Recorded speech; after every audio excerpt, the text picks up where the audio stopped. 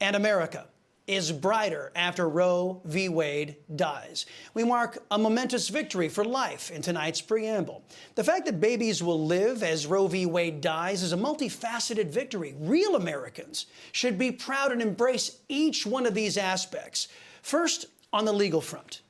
Bad Supreme Court rulings have been reversed by the court itself or through constitutional amendments throughout our history. Plessy versus Ferguson, for example, a ruling that codified segregation, was overturned after being on the books for over 50 years. The Dred Scott decision was overturned by constitutional amendments. And now Roe v. Wade takes its rightful place among those disgraceful but overturned rulings.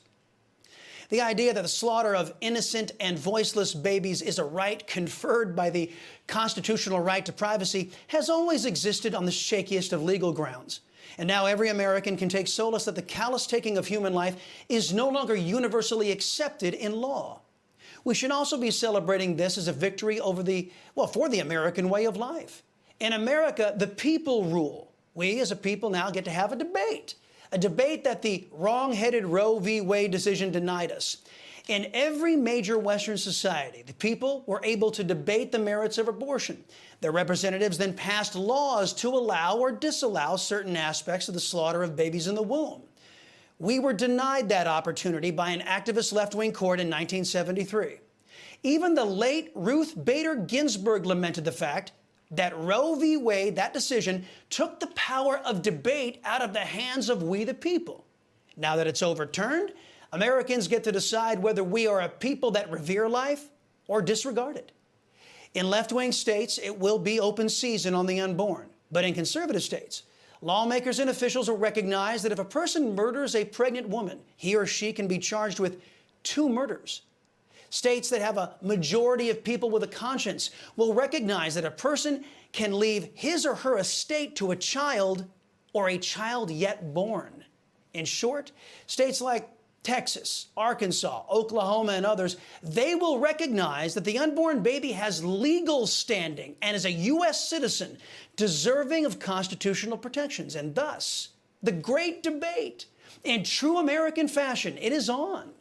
Those who value democracy and debate over totalitarian rule should be celebrating the overturning of Roe v. Wade.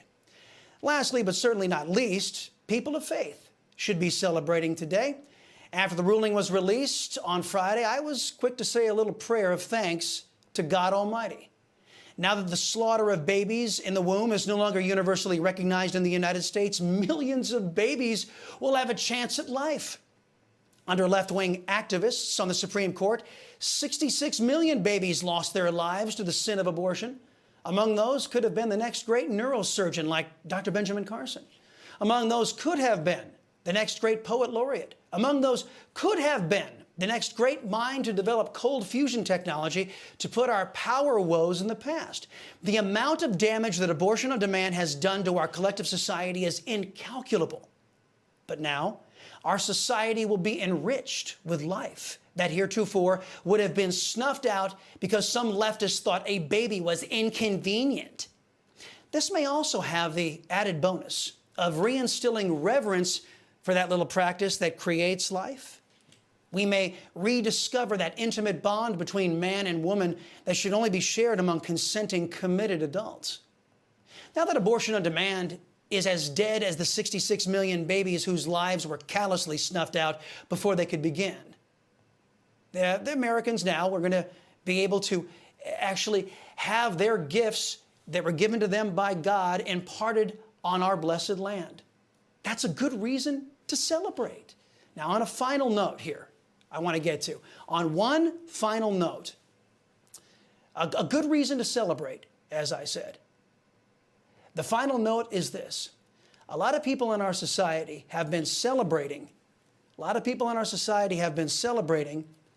the Roe versus Wade decision when it was first passed.